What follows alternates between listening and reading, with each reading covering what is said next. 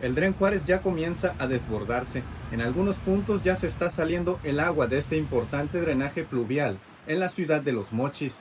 Aunque la tormenta tropical Lorena ya comienza a disiparse, en las próximas horas continuarán las lluvias, según los expertos, de manera intermitente, incluso en algunos lapsos de manera intensa, como ha sido a lo largo de este viernes 5 de septiembre, desde la madrugada hasta pasado el mediodía en todo el norte de Sinaloa.